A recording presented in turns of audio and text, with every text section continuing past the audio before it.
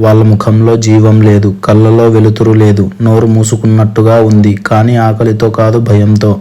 ఒక చిన్న పిల్లవాడు క్రిస్టీని అలాగే చూస్తూ నిలబడి ఉంటాడు.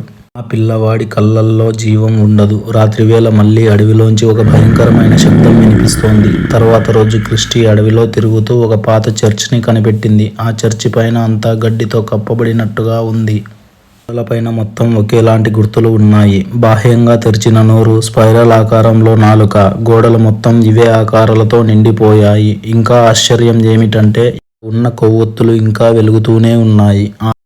చర్చి లోపలికి వెళ్ళి చూడగానే అక్కడ ఒక అద్దం ఉంది. అద్దం లోపల ఏదో ఒక మనిషి ఆకారంలో నీడ కనబడింది. క్రిస్టీ ఆ అద్దం దగ్గరకు వెళ్ళి చూడగానే అందులో ఉన్న ప్రతిబింబం వేరే వారిలాగా కనబడింది. ఆ ప్రతిబింబం క్రిస్టీని చూసి, "నీవు దాదాపుగా సిద్ధంగా ఉన్నావు క్రిస్టీ" అని చెప్పింది. క్రిస్టీకి ఏమీ అర్థం కాలేదు. ఆ ప్రతిబింబం క్రిస్టీ వైపే చూస్తూ నోరు తెరిచింది. కళ్ళు